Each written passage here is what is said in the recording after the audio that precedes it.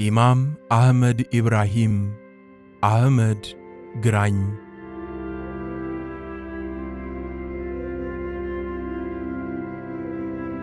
ለኢማም አህመድ መንግሥት መዳከምና አወዳደቅ ምክንያቶች። ያኔ የኢትዮጵያ አካላት ከነበሩት ከዘይላ፣ ከታጁራ፣ ከሱማሌ፣ ከሐረር ተነስተው የመላው ኢትዮጵያ መሪ ሆነው ተፈርተው ተከብረው ከቁመታቸው በላይ ቁመት፣ ከውፍረታቸው በላይ ውፍረት፣ ከኃይላቸው በላይ ኃይል አግኝተው ቢኖሩም ከ13ና 14 ዓመት ባልበለጠ ጊዜ ውስጥ ያውም ገና በአፍላ የወጣትነት ዘመናቸው በእጃቸው ጨብጠውት የነበረው ሥልጣን በኦፍላ ሐሸንጌ በክርስቶፈር ደጋማ የሚታገዘውን የንግሥት ሰብለ ወንጌልን ጦር ድል ባደረጉ በ6 ወር ጊዜ ውስጥ ሥልጣን እያፈተለከ ይወጣ ጀመር። ይህ ለምን ሆነ? ለዚህ ጥያቄ መልስ ሊሰጠን ይችል የነበረው አረብ ፋቂ ኢማም አህመድ ደንቢያን መናገሻ ከተማቸው አድርገው መቀመጥ ከጀመሩበት ጊዜ ጀምሮ የት እንደሄደ አይታወቅም። አንዳንዶቹ ወደ ሀገሩ ተመልሷል ሲሉ፣ ሌሎች ደግሞ በሕመም ወይም በአንዳች ምክንያት ሞቶ ሊሆን እንደሚችል ይገልጻሉ። ጸሐፊው ጅቡቲ ሄዶ ያነጋገራቸው አንዱ ሽማግሌ ደግሞ ሻሃበዲን ከደንቢያ በታጁራ በኩል አድርጎ በጀልባ ወደ አገሩ የመን ሲሄድ ማዕበል ተነሳ። በዚህ ጊዜ ጥቂት ወሬ ነጋሪዎች ሲተርፉ እሱ ግን ሞተ በማለት ትልልቆቹ ሲናገሩ መስማታቸውን ገልጠውለታል። ስለዚህ በመዋዕለ ዜና የተደገፈ ታሪክ ማቅረብ ያስቸግራል። ስለሆነም የኢማም አህመድ አነሳስና ገናናነት እንደ እይታችን የሚለያይ ቢሆንም በለስ ቀንቷቸው ወይም ፈጣሪ አግዟቸው ወይም በአፄ ልብነ ድንግል እብሪት ፈጣሪ ተቆጥቶ ወይም የጀግኖች ጀግና ስለሆኑ በሚል የሚገለጽ ይሆናል። በእርግጥም ጎልያድን ያህል በሺዎች የማይደፈር ጀግና ዳዊትን በሚያህል ትንሽ ብላቴና ይሸነፋል ብሎ በማሰብም መተው ይቻላል። ስለ አወዳደቃቸውም ከአነሳሳቸው ጋር የሚመሳሰል አስተያየት መሰንዘር ይቻል ይሆናል። ነገሩ እንደተዳፈነ ይቅር ካልተባለ በስተቀር ከታሪኩና በወቅቱ ከነበሩ መረጃዎች በመነሳት የውድቀታቸውን ምክንያቶች ለመዳሰስ ግን ለወደፊት ለሚደረገው ጥናት ጠቀሜታ ይኖረዋል። ስለሆነም ከተለያዩ መረጃዎችና በጎንደር አካባቢ የሚገኙ ትልልቅ ሰዎች አያት ቅድመ አያቶቻችን ነገሩን ብለው የሚያስረዱት አፈ ታሪክ በማካተት እንደሚከተለው ለማቅረብ ይሞከራል።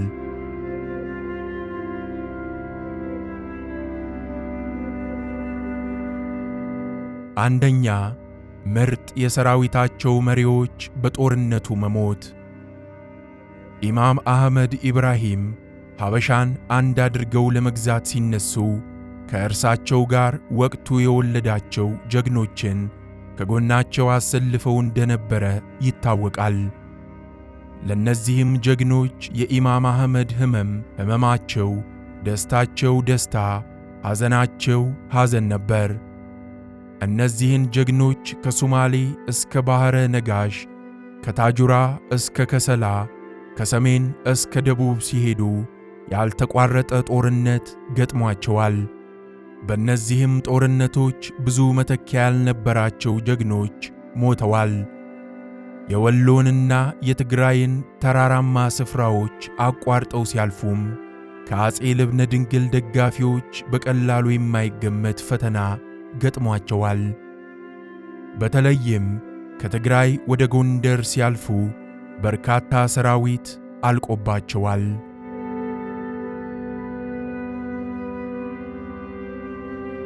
ሁለተኛ፣ የዘማቾች ለረጅም ጊዜ ከቤተሰባቸው መለየት። ከሁሉ አስቀድሞ የምንመለከተው የጦርነቱን መርዘም ነው። እንደሚታወቀው ሁሉ ጦርነቱ የተጀመረው ወደ ግዛታቸው እየመጡ ከፍተኛ ግብር የሚጥሉባቸውን አጼዎች መክተው ወደ ግዛታቸው እንዳይደርሱ ለማድረግ ነበር። ኢማም አህመድ የአፄ ልብነ ድንግልን መንግሥት አሸንፈው በሸሪያ ሕግ መሠረት አገሪቱን ይምሩ እንጂ ከመጀመሪያው ጀምሮ ተቃውሞ አልገጠማቸውም ማለት አይደለም። ከፍተኛው ተቃውሞ የደረሰባቸውም በ1521 በደባቄ ጦርነት ከአፄ ልብነ ድንግል ከፍተኛ የጦር አበጋዞች ጋር በገጠሙ ጊዜ ነበር። በፋቱል ሀበሽ ላይ ሰፍሮ እንደምናገኘውም አንዳንድ የሱማሌ የጎሳ መሪዎችም የእሳቸውን ከባቢያዊ መራቅ መሠረት በማድረግ ሲሸፍቱና ሕዝቡን ሲያስቸግሩ ነበር። በዚህም ምክንያት ወደ ኦጋዴን እየተመላለሱ ሕዝቡን ያረጋጉና ሰላማዊ ኑሮውን እንዲመራ ያደርጉ ነበር።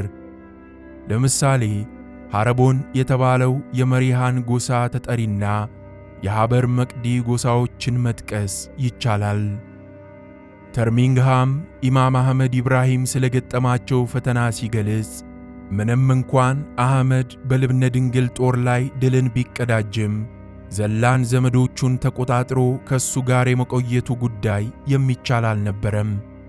ዘላኖቹ ምንም እንኳን ከድል በኋላ ከፍተኛ ምርኮ ቢያገኙም ብዙዎቹ የያዙትን ይዘው ይበተኑ ነበር።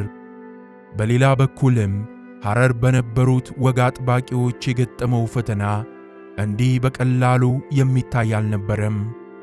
ይሁንና ይህንን ድክመት ለማስወገድ ሲል የራሱን የጦር ኃይል አደራጅቶ መንቀሳቀስ ጀመረ ይላል። ስለዚህም ጉዳይ አረፋቂ ሲገልጽ አገራቸው የመልስ ጉዞ ላይ እያሉ በሙስሊሞችና በኢያማንያን አገር መሃል በሚገኝ ኩብ በተሰኘ አካባቢ በምትገኝ መንደር ውስጥ ቆይታ በማድረግ ስለ ቀጣዩ እርምጃ ምክር ያዙ። ከፊሉ ወደ አገራችን እንመለስ ሲል፣ ሌላው ወገን በበኩሉ ወደ ኢያማንያን አገር እንመለስ የሚል ሐሳብ አቀረቡ። ይህ በእንዲህ ያለ ሌሊት ላይ የተወሰኑ ሙስሊም ወታደሮች ለኢማሙ ሳያሳውቁት ሌሊት ተነስተው ወደ አገራቸው አቅጣጫ ኮበለሉ። ይህን የሰሙት ጉምቱ ኢማም የሽምጥ እየጋለቡ ደርሰውባቸው እየደበደቡ ወደ ጦር ሰፈር መለሷቸው ይላል ገጽ 47። ከዚህም በተጨማሪ ኢማም አህመድ መኖሪያቸውን ደንቢያ ካደረጉ በኋላ ከፍተኛ የጥሬ ገንዘብና የቁም ከብት ሀብት እንደተገኘ ይታወቃል። አረብ ፋቂህም ደንቢያን ምድረገነት ብለው እንደጠሯትም እንገነዘባለን። ከዚች ምድረገነት ከፍተኛ ሀብት ካልተዛቀ ደግሞ ከየትም አይዛቅም። በጣና ሐይቅ ደሴቶች ውስጥ ባሉ ቤተ ክርስቲያናት በሌሎችም ቁጥር ስፍር የሌለው ወርቅ ተገኝቷል። ይልቁንም ነገሥታቱ፣ መሳፍንቱና ባለጸጎቹ ሀብታቸውን ያስቀምጡ የነበረው በአብያተ ክርስቲያናት ውስጥ ስለነበር ሁሉም በአንድ ስፍራ ተከማችቶ ሲገኝ ትልቅ ሲሳይ እንደሆነ አያጠያይቅም። ይህንን ሁሉ ያገኘው የኢማም አህመድ ሰራዊት የያዘውን ይዞ ወደ መጣበት ቢመለስ የሚያስገርም አይደለም። በዚህ ጊዜ የሶማሌና የሐረር ዘማቾች ወደ ቀያቸውና ወደ ቤተሰቦቻቸው ለመመለስ እንደሚፈልጉት ሁሉ የመናውያኑና ቱርኮችም በተመሳሳይ ሁኔታ ወደ ሀገራቸው የመመለስ ፍላጎት ነበራቸው። አረብ ፋቂ ባሰፈረው ጽሑፍም ከኢማም አህመድ ጋር ከተሰለፉት መካከል ከምርኮ ያገኙት ድርሻ በቂ መስሎ ሲታያቸው የሰማይ ቤቱን ጥቅም በምድር ይለውጡና ከእንግዲህ በቃን፣ የያዝነውን ይዘን ወደ ትውልድ ስፍራችን እንመለስ ሲሉ ይታያሉና ከላይ የተጠቀሰውን ሐሳብ የሚያጠናክር ነው። ይልቁንም ከክሪስቶፈር ደጋማ መገደል በኋላ ኢማም አህመድ ከእንግዲህ በኋላ የሚነካኝ የለም ብለው አጋሮቻቸውንና ታላላቅ ሹሞቻቸውን በክብር ሸኝተዋቸው ሊሆን ይችላል። ነገር ግን ሁኔታዎች በአጭር ጊዜ ተለዋወጡና በጦርነትም በምክርም በማስተማርም በሌሎች ጥበባትም እገዛ ያደርጉ የነበሩ ሁሉ ከአጠገባቸው ሲርቁ በአንድ ጊዜ ብቸኛ ሆኑ።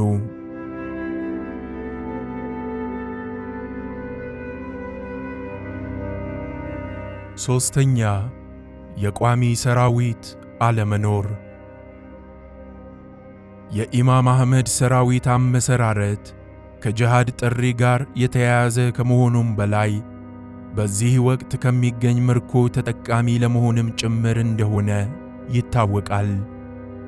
ኢማም አህመድ ሰፊ ግዛት ከያዙና በመሪነት ከቀጠሉ በኋላ ግን በምርኮ የሚገኝ አልነበረም። ከአጼ ልብነ ድንግል ቀጥሎም አጼ ገላውዲዮስና ከፖርቹጋሎች ጋር በተደረገው ጦርነት የሚገኘው ምርኮም ከሳቸውና ከጥቂት ተከታዮቻቸው የሚያልፍ ሊሆን አይችልም። ስለሆነም በመጀመሪያ ላይ ተሳታፊ የሆነው የያዘውን ይዞ ከመቀመጥ በስተቀር አዲስ ተዋጊ እንዲመጣ የሚጋብዝ አልነበረም። ድርሻቸውን ይዘው ወደ የቀያቸው የተመለሱትም አካባቢያቸውንና ቤተሰባቸውን እየጠበቁ የተለመደ ሕይወታቸውን ከመምራት በስተቀር ሌላ ሊያስፈልጋቸው አይችልም። በዚህ አይነቱ ሁኔታ የሚኖር ደግሞ አስገዳጅ ነገር ካልተጨመረበት በስተቀር በቀላሉ እንደማይንቀሳቀስ ጦርነቱ በተጀመረበት ጊዜም ከፍተኛ ችግር ተስተውሏል። ስለዚህ ኢማም አህመድ ኢብራሂም የሚወደዱ መሪ ቢሆኑም እንኳን በተፈለገው ጊዜ ተጨማሪ ጦር ይዞ የሚደርስላቸው ስላልነበረ በከፍተኛ ወኔ ተነሳስቶ የገጠማቸውን ገላውዲዮስን መመከት ሳይችሉ ቀሩ።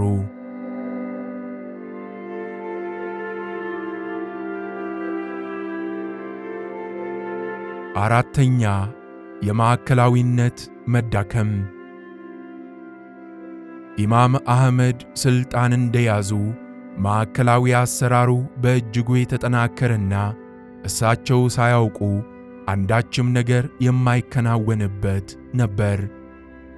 የሚሾሟቸው እንደራሴዎችም የሥጋ ዘመዶቻቸውና በደንብ የሚያውቋቸው ስለነበሩ ግዛታቸውን በኃይል ይዘውላቸው እንደነበረ ይታወቃል። በኋላ ላይ ግን ማዕከላዊነቱ እየላላና ስልጣኑ ለአካባቢው ሰዎች እየተሰጠ መጣ። ስልጣኑን የሰጧቸው ሰዎችም እሳቸውን የሚቀናቀኑ ባይሆኑም ሕዝቡን አስተባብረው የሚይዙ አልነበሩም። ይህም ሰዎች ወደ ነበሩበት ሥርዓት እንዲመለሱ አደረጋቸው። ለሰዎች አቤቱታም እንዲርቁ አደረጋቸው።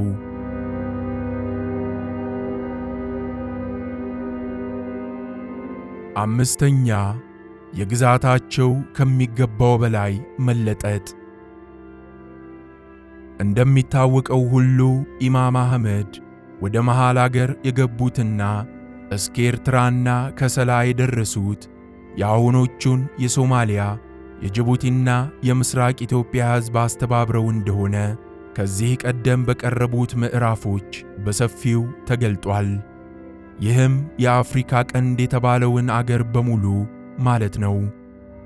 ይህንን ግዛት አንድ አድርጎ መምራት የሚቻለው እንደ ቱርክና ፖርቹጋል የተጠናከረ ወታደራዊ ኃይል አስተባብሮ የሚመራ መዋቅር ያለው አስተዳደር፣ በማዕከላዊነት አገልግሎት ላይ የሚውል በጀት፣ ማዕከላዊ የሆነ ዕቅድና የዕቅድ አፈጻጸም፣ የማዕከላዊ ቁጥጥር ሥርዓት ኖሮ እንደሆነ ነው። አንድን አካባቢ ድል አድርገው ከያዙ በኋላ ሊሰራ የሚችል አስተዳደራዊ መዋቅርን ሳይዘረጉ ችግር በደረሰ ቁጥር እየገሰገሱ ችግሩን ለመቅረፍ መሞከር የሚያዋጣ አይደለም። ይልቁንም ሹመኞች ቁጥጥር ከሌለባቸው በአጭር ጊዜ ውስጥ ወደ ሙሰኝነት ስለሚለወጡ አገዛዙን እንዲበሰብስ ብሎም እንዲወድቅ ምክንያት ይሆናሉ።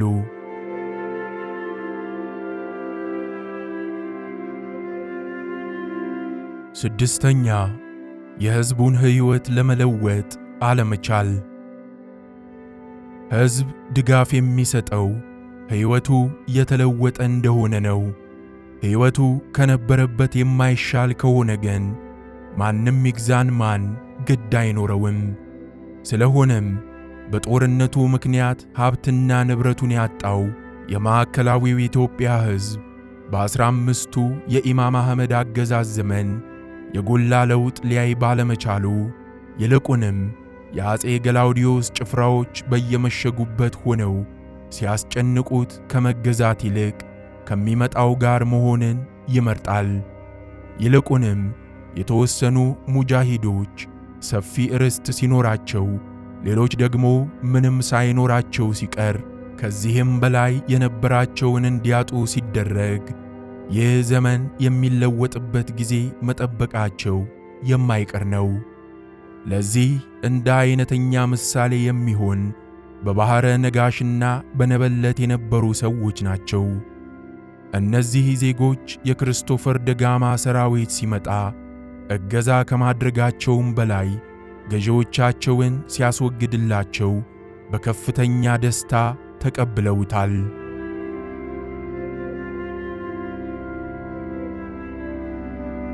ሰባተኛ፣ የሃይማኖት አባቶች በሃይማኖቱ ብቻ ማተኮራቸው። በኢማም አህመድ ዘመን በርካታ መድረሳዎች የነበሩ ቢሆንም የሃይማኖት አባቶቹ አብዛኛውን ሕይወታቸውን ወደ ሰማያዊ ቤታቸው ስላደረጉ ምድራዊ ቤታቸውን ያጡት የኢማም አህመድ ተቀናቃኞች የሚያደርጉትን ግልጽና ስውር እንቅስቃሴ መመልከት አልቻሉም።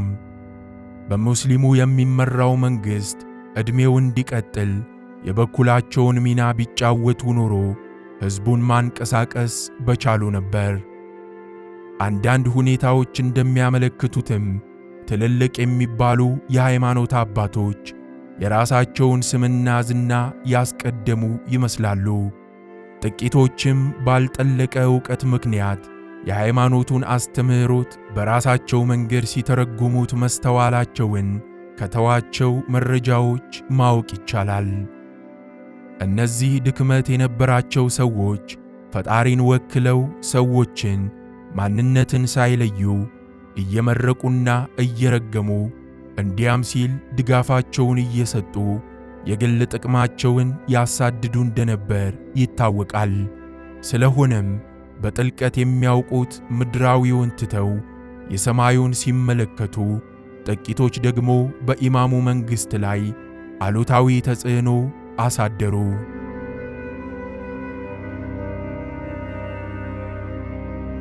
ስምንተኛ፣ ዘካ የማውጣት ግዴታቸውን አለመወጣት። አንድ ሙስሊም በሕይወት ዘመኑ ሊያከናውናቸው ከሚገቡ ነገሮች አንዱ ሀብት ካለው ለድሆች የሚሆን ምጽዋት አስተዋጽኦ ማድረግ አለበት። ይህም በኅብረተሰቡ ዘንድ ማኅበራዊ ፍትሕ እንዲሰፍን፣ ያለው እየበላ የሌለው ጦሙን እንዳያድር፣ ዘካ የሚሰበስቡ ሰዎች የጉልበት ዋጋቸውን እንዲያገኙ፣ እስረኞች እንዲለቀቁበት፣ በጂሃድ ጦርነት በሚሳተፉ የቤተሰብ አባላት ስንቃቸውን ለጨረሱ መንገደኞች የሚውል ነው። ያላቸው ሰዎች በገንዘብም ሆነ በአይነት የሚጠበቅባቸውን ዘካ ማዋጣት ግዴታቸው ነው። ይህንን ግዴታ እንዲወጡም ይደረጋል።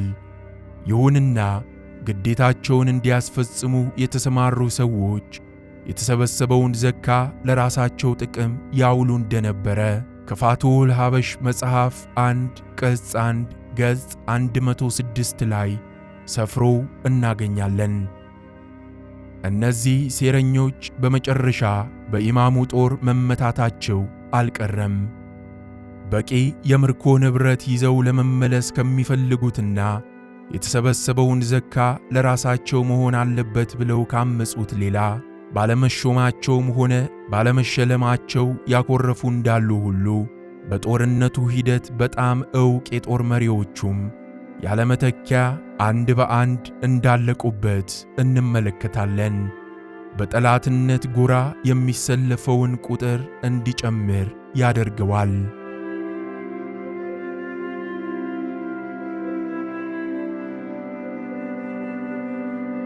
ዘጠነኛ፣ በተገኘው ድል መኩራራት። ኢማም አህመድ ኢብራሂም በሳሃርቲ ግጀት ጦርነት ከመቁሰላቸውም በላይ በክሪስቶፈር ደጋማ የጦርነት ስልት ተበልጠው ለሽሽት ተዳርገው የነበሩ ቢሆንም በ5 ወራት ውስጥ ኃይላቸውን አጠናክረው የንግሥቱንና የደጋማን ጦር ድል ከማድረጋቸውም በላይ ዋነኛ ጠላታቸው የሆነው ደጋማን ገድለዋል፣ ብዙዎችንም ከጥቅም ውጪ አድርገዋል። በወቅቱ የአፄ ገላውዲዮስ ጦር እንዳይቀላቀል ከማድረጋቸውም በላይ የነበራቸው ኃይል አነስተኛ እንደነበረ አውቀዋል። አነስተኛ ቱርካውያን ደጋማ በመገደላቸው ምክንያት አኩርፈው ቢሄዱም በቁጥርም በአይነትም ከጠላታቸው የተሻሉ ነበሩ። ስለሆነም በአጭር ጊዜ ውስጥ ያሸንፉኛል የሚል ግምት ሊኖራቸው አይችልም። በሌላ በኩል ደግሞ እሳቸው አነስተኛ ጦር ይዘው የአፄ ልብነ ድንግልን ጦር ድል ከማድረጋቸው በመዘንጋት ወይም ራሳቸውን የማይደፈሩና የማይሸነፉ አድርገው በመውሰድ ወደ ተሳሳተ አቋም ሄደዋል ማለት ይሆናል።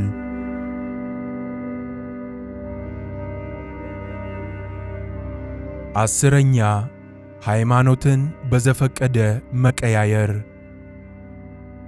አረብ ፋቂ ባዘጋጀው ፋቱሁል ሀበሽ ውስጥ በብዙ ገጾች እንደምናነበው ብዙ የጦር መሪዎችና ተከታዮቻቸው ከክርስትና ወደ እስልምና ከእስልምና ወደ ክርስትና ሲቀይሩ ይስተዋላሉ። ከነዚህም መካከል የደዋሮ ገዢ ፈርሻህ ማሊና ስዩማ በድባቄ ከእስልምና ወደ ክርስትና መልሶም ወደ እስልምና የዞሩት አዊ ዑስማን ቢንዳር አሊና አባስ፣ ራጅህ የባሌው ተክለ ሃይማኖት፣ ወናግጋንና ደቂበ ኢየሱስ፣ አበጋዝ እስላም፣ ሃይብ፣ ቃሲም፣ የአሞራ ገደሉ አሊ፣ የሸዋው ስዩም ከሚጠቀሱት መካከል ናቸው። የእነዚህ ሰዎች ከክርስትና ወደ እስልምና ከእስልምና ወደ ክርስትና የመለወጥ ጉዳይ በጥቅሉ ሲታይ በአንዱ ወይም በሌላው ሃይማኖት መሪዎች ሥልጣናቸውንና ርስታቸውን እንዳያጡ ሲሆን ግለ ታሪካቸው እንደሚያመለክተውም በሃይማኖቱ የጠለቀ ዕውቀት ያልነበራቸው ይበዙባቸዋል። የጠለቀ ዕውቀት የነበራቸው ግን ፈቃደኞች አይሆኑም። ስለሆነም አንድም ይማራሉ ወይም ይሰዋሉ። ከኢማም አህመድ መውደቅ ጋር በተያያዘ ግን ሃይማኖታቸውን እንዳየሩ የሚለዋውጡ ሰዎች ከሁለቱም ወገኖች አለሁ በማለትና የሁለቱም ወገኖች መረጃ አስተላላፊ በመሆን አገልግሎት ሲሰጡ ከቆዩ በኋላ በመጨረሻ አዝማሚያውን አይተው ወደ አሸናፊው ይጓዛሉ። በዚህ ረገድ ሁኔታው ሲገመገም አፄ ገላውዲዮስ ከሸዋ ወደ ጎንደር ሲገቡ በአጭር ጊዜ ውስጥ ብዙ ተከታዮች እንዳገኙና ከነዚህም ውስጥ የኢማም አህመድ ታማኞች የነበሩ ይገኙባቸዋል። እነዚህም ሹመኞች በአጭር ጊዜ ውስጥ በርካታ ጭፍሮችን እንዳሰባሰቡ ፖርቹጋላውያኑ ጸሐፊዎች ምስክርነታቸውን ሰጥተዋል። ጸሐፊውም በዚህ ረገድ የዋግና የላስታ እንዲሁም የትግራይ ሕዝብ ተሳትፎ እጅግ የላቀ እንደነበር የሀገር ሽማግሌዎችን ባነጋገረበት ጊዜ ለመረዳት ችሏል።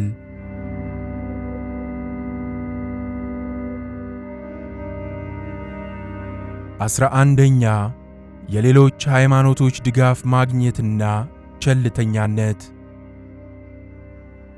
ኢማም አህመድ ኢብራሂም በመጀመሪያዎቹ ዓመታት በርካታ ክርስቲያኖችንና የአይሁድ እምነት ተከታዮችን በውድም ሆነ በግድ የእስልምና ሃይማኖት እንዲከተሉ ብዙ ቤተ ክርስቲያናትን በተጠቀሱት ምክንያቶች እንዲቃጠሉ አንዳንዶቹንም ወደ መስጊድነት እንዲቀየሩ ቢያደርጉም ይሁንና እምነቶቹ እንዳይካሄዱ ተጽዕኖ አላደረጉም። ከታሪካቸው እንደምንረዳው አልሰልምም ያለውን ትተውታል። ለብዙዎቹም ሹመት ሰጥተው አስቀምጠዋል።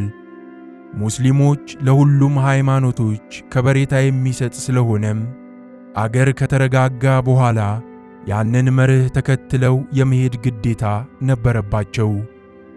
በአጸፋውም ክርስቲያንና የአይሁድ እምነት ተከታዮች መሪዎች የኢማሙ መንግሥት በሰላም እንዲመራ አስፈላጊውን እገዛ ሲያደርጉ ስለነበረ በእርግጥም መንግሥታቸው የተረጋጋና የማይናጋ አይነት መስሏቸው ሊሆን ይችላል። በአንጻሩም ለጊዜው አንገታቸውን ደፍተው የነበሩ ሰዎች የአፄ ገላውዲዮስና የእቴጌ ሰብለ ወንጌል ጦር ከፖርቹጋል ሰራዊት ጋር ተገናኝቶ በመንቀሳቀስ ላይ መሆናቸውን ሲሰሙ ወደ ባለተራዎቹ ኃያላን ሄደዋል። እንዲህ ያለው ሁኔታ ከኢማም አህመድ በፊትም ከሳቸው በኋላም የታየ ወደፊትም የሚታይ የሰው ልጅ ባህሪ ስለሆነ የዘመኑን ሰዎች በጅምላ ልንኮንናቸው ወይም ልናመሰግናቸው አንችልም።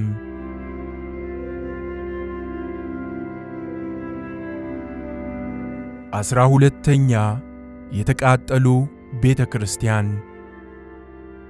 በልዩ ልዩ መጻሕፍት ውስጥ እንደምናገኘውና በአፈ ታሪክም እንደምንሰማው ኢማም አህመድ ከምስራቅ ሸዋ ተነስተው ኤርትራ፣ ጎንደርና ጎጃም በደቡብም እስከ ጋሞ ጎፋ ከፋና ባሌ ሲዘምቱ በርካታ አብያተ ቤተ ክርስቲያናት ተቃጥለዋል። አንዳንዱም ከላዩ መስቀል የተደረገለት ትልቅ ቤት እንኳን ቢታይ ተቃጥሏል። በአፈ ታሪኩ የተቃጠለው ቤተ ክርስቲያን ብዛት ቁጥር ስፍር የለውም። ምንም እንኳን የተቃጠሉት በመጽሐፍት ላይ የሰፈሩት ብቻ ናቸው ማለት ባይቻልም የተመዘገቡት ግን ከመቶ አይበልጡም። ይህ ለምን ሆነ? ለዚህ ምክንያቱ በርካታ ሊሆን ይችላል። አንዱ መሠረታዊ ምክንያት ግን ከቤተ ክህነት አመራር ኃይሎች ከፍተኛ ተቃውሞ የገጠማት ንግሥት ዮዲት በ40 ዓመታት የንግሥ ዘመኗ ከፈጸመችው ጥፋት በመማር በእሳት የማይቃጠል ቤተ ክርስቲያን ከቦረቦር ድንጋይ ፈልፍሎ በመስራት ወይም የተፈጥሮ ዋሻን ውጭውንና ውስጡን ለቤተ ክርስቲያንነት አመቺ እንዲሆን አድርጎ በመገንባት ወይም አዲስ ፈልፍሎ በመስራት በቀላሉ ሊወጣባቸው ከማይችሉና በጫካ ከተሸፈኑ ቀጥ ያሉ ተራሮች በመደበቃቸው ከጥፋት ድነዋል።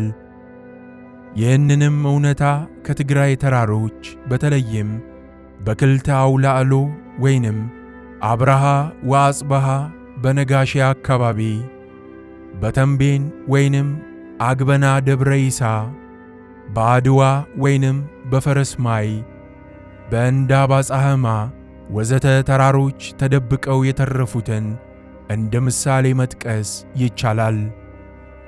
ጎድጓዳ ስፍራዎች የተደበቁም ሲኖሩ ከነዚህም ውስጥ አንዳንዶቹ ዛሬም ቢሆን እየተቆፈሩ በመውጣት ላይ ናቸው።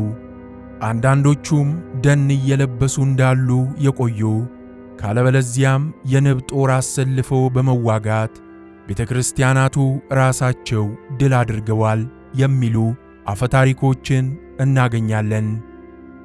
ለምሳሌ የዋግ ሰቆጣ ደብረ ወይላ ማርያም፣ የደጎማ ወይና ደጋ ጎንደር ሲፋጥራ ማርያም፣ የጨዋሂት ጎንደር ቸንከር ማርያም፣ የአድዋ ትግራይ ማቅሜላ ማርያም ነጭ የንብ መንጋ አሰልፈው የኢማም አህመድ ሰራዊት እንዳይገባና ሸሽቶ እንዲመለስ አድርገዋል።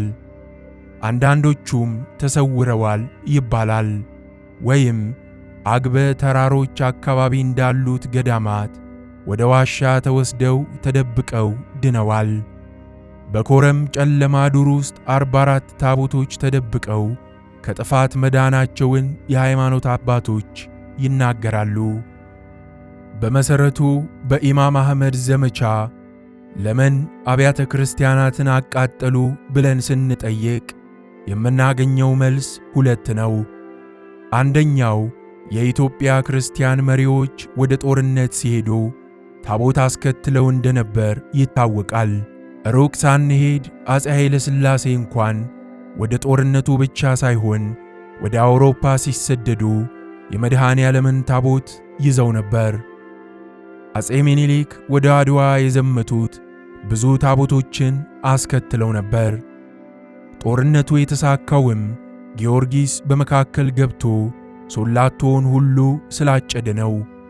ይህም ሕዝበ ክርስቲያኑ ለሃይማኖቱና ለሀገሩ እንዲዋጋ ሲዋጋም ታቦታቱ ከጎኑ ሆነው እንዲያግዙት ለማድረግ ነው።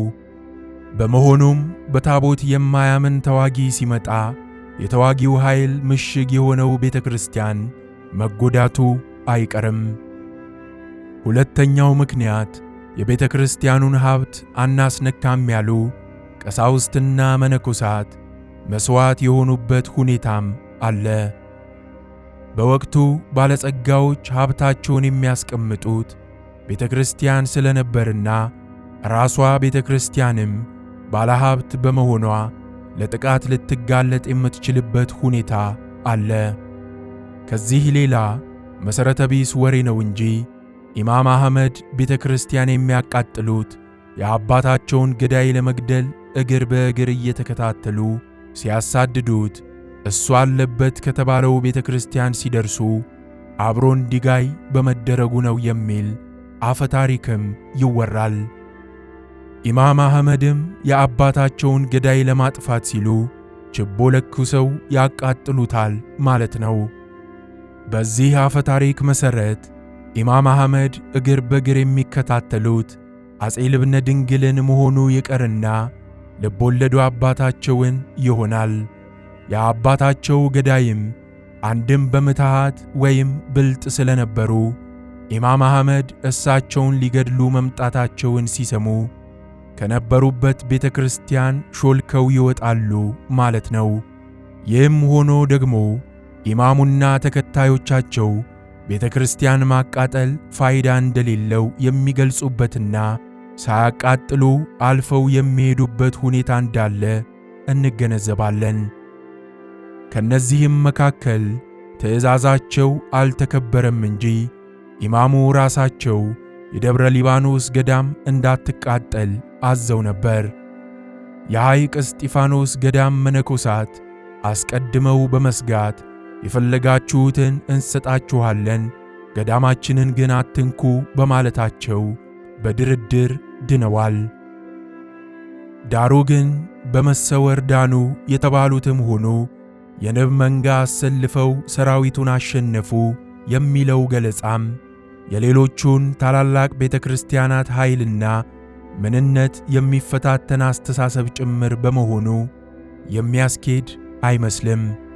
ስለዚህ አንድም የመከላከያ ወረዳና ምሽግ ስለነበሩ ወይም የሀብት መከማቻ ስለነበሩ እንጂ በደፈናው ወይም በአፈ ታሪክ እንደሚነገረው ኢማም አህመድ የፈጠራ አባታቸውን ገዳይ ቄስ ለመግደል ቤተ ክርስቲያን ማቃጠል ተቀዳሚ ዓላማ እንዳልነበረ እንገነዘባለን።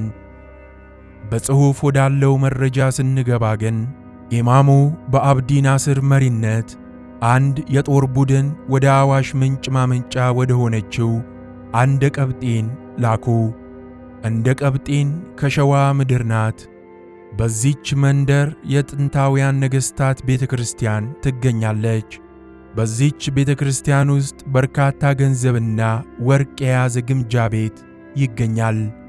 ቤተ ክርስቲያኒቱ በውስጧ የያዘችውን ሀብት ሁሉ በመሰብሰብ አቃጠላት። አሚር ሁሴን ከስፍራው ሲደርሱ ቤተ ክርስቲያኒቱ በአብዱ ናስር ተቃጥላ በማግኘቱ በእጅጉ ተከፋ። አንዳንዶችም ወደ አሚር አቡበከር መልእክተኛ በመላክ ቤተ ክርስቲያኑ ማቃጠል ምንም አይጠቅምህም፣ አታቃጥላት፣ ያሻህን ያህል ወርቅ ብርና ሐር እንሰጥሃለን አሉት። በአገሬውና በአካባቢዋ የሚኖሩትም ለመገበር ዝግጁ እንደሆኑ አስረዱት። አሚር አቡበከርም ጓደኞቹን ሰብስቦ በዚሁ ጉዳይ ላይ ምክክር ያዘ። አንዳንዶቹ ገንዘብ ወስደን ቤተ ክርስቲያኒቱን ከማቃጠል መቆጠቡ ይሻላል ሲሉ፣ ሌሎች ደግሞ ገንዘብ አልፈልግም፣ በእነሱ ዘንድ ገናናነት ያላት ስለሆነች ቤተ ክርስቲያኒቷን ማቃጠል አለብን አሉ። ከስፍራው ትልቅ ቤተ ክርስቲያን ነበረች። አጋያት። ኢአማንያኑ ከጋራው ላይ ሆነው ቃጠሎውን ሲመለከቱ መተራመስ ጀመሩ። ሙስሊሞችም ወደ እሳቱ ዞሩ። ኢማሙ የሆነውን ሲያዩ ይህን ያደረገው ማን ነው? አላህ በረከት ይንሳው አሉ። ባልደረቦቻቸውንም ፈረሶቻችሁን እየገፋችሁ በፍጥነት ወደ ጋራው ገስግሱ በማለት አዘዟቸው ይላል ፋቱል ሐበሽ ገጽ 70። ከላይ የተጠቀሰው ማስረጃ እንደሚጠቁመውም አብያተ ክርስቲያናት ማቃጠል ራሱ አላስፈላጊ መሆኑን ኢማም አህመድን ጨምሮ የሚያምኑ ሰዎች እንደነበሩ ያስረዳል። ይህም ሆኖ ብዙ ቤተ ክርስቲያኖች መቃጠላቸው እሙን ነው።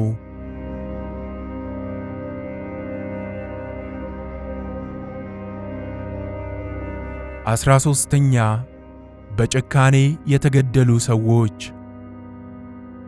ምንም እንኳን የጦርነት አይነተኛ የባህሪ መገለጫ መግደልና መሞት፣ የጀግንነት መገለጫ ባህሪም ያለ ርህራሄ ጠላትን መጣል መሆኑ የታወቀ ቢሆንም በፋቱል ሐበሽ ገጾች ከመጀመሪያው እስከ መጨረሻው በምናገኛቸው ገጾች የሚዘገንኑ አገዳደሎች አሉ። በእነዚህ ጭካኔ የተሞላባቸው ግድያዎች ተገደው የዘመቱ ብቻ ሳይሆኑ በፈቃዳቸው ፎክረው የገቡት ጭምር አልቀዋል። እርግጥ ነው ወደ ጦርነት ሲገባ አንድም ለመግደል ይህም ካልሆነ ለመሞት ነው። የጦርነት መጥፎ ባህሪውም የገዳይ ወገን ሲደሰት የሟች ወገን ማዘኑ ነው። ይህ የሰው ባህሪ ጭምር በመሆኑ ዛሬም የገዳይ ወገን ሲደሰት የሟች ወገን ሲያዝን ይታያል።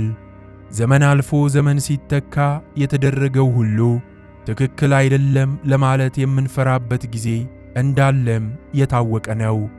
ስለዚህም በአጠቃላይ ብዙ ኢትዮጵያውያን በሁለቱም ወገኖች ተሰልፈው በዚያ አስከፊ የእርስ በርስ ጦርነት በጭካኔ ተገድለዋል።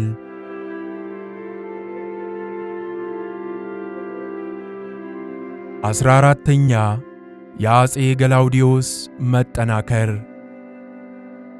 ወጣቱ አፄ ገላውዲዮስ በሰሜን በፖርቹጋሎች በሚታገዘው የእናታቸው የንግሥት ሰብለ ወንጌል በመሃል አገር የቀድሞ መኳንንትና መሳፍንትን እያሰባሰቡ ወደ ጎንደር ሸዋዳ በለሳ ከደረሱ በኋላ በጎንደር አካባቢ የገደለ ይሙት፣ የሰረቀ እጁን ይቆረጥ፣ ያመነዘረች በድንጋይ ተወግራ ትሙት ወዘተ የሚሉ አንቀጾችን የያዙት የእስልምና ጥብቅ ሕግጋት እንዳይተገበሩ የፈለጉ ሁሉ ወደ እሳቸው ገብተዋል።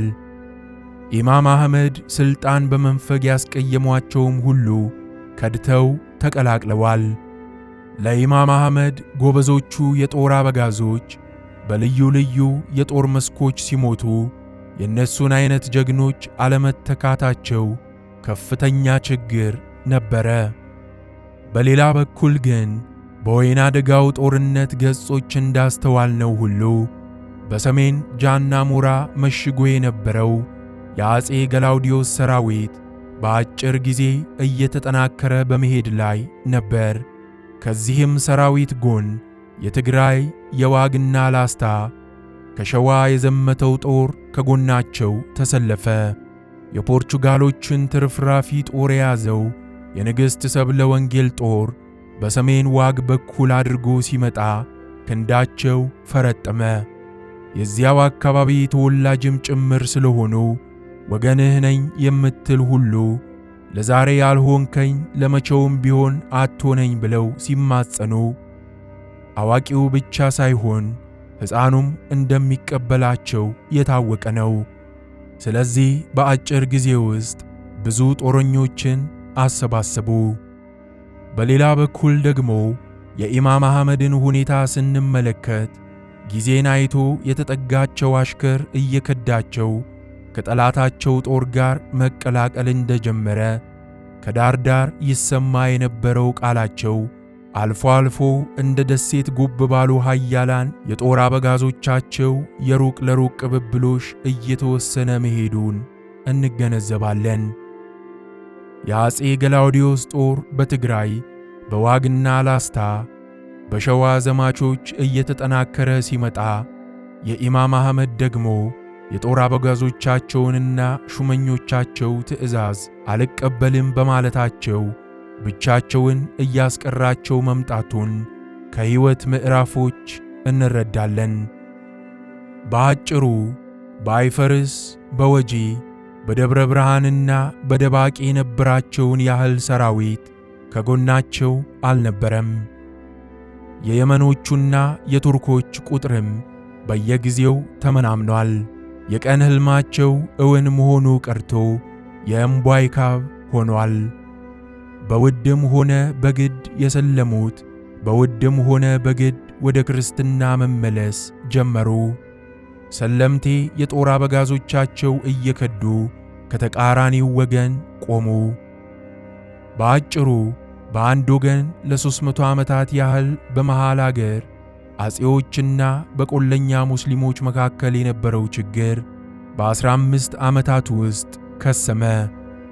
ኢማም አህመድ ኢብራሂም ከስር መሠረቱ ሲነሱ በወቅቱ የነበረውን የማዕከላዊው መንግሥት ተጽዕኖ ለማስወገድና ኢስላማዊ ፍትሕን ለማስፈን ቢሆንም ከውስጥ በተነሳባቸው ተቃውሞ ውጥናቸው ከዳር ሳይደርስ ቀረ። ከሳቸው ዘመን በኋላ ታሪካቸውን ተከታትሎ የጻፈ ስላልነበረ ቢኖርም ሥራው ለህትመት ስላልበቃ ብዙ መረጃ ዳወዋ በልቶት ቀርቷል። ወይም በተከታታይ መስጊዶችና የሙስሊም ቤቶች ሲቃጠሉ አብረው አረዋል። አሁን በሰፊው የሚነገረው ግን ስለተቃጠሉ ቤተክርስቲያኖቻችን፣ መጻሕፍቶቻችን እንጂ መስጊዶቻችንና ኢስላማዊ መረጃዎች አይደለም።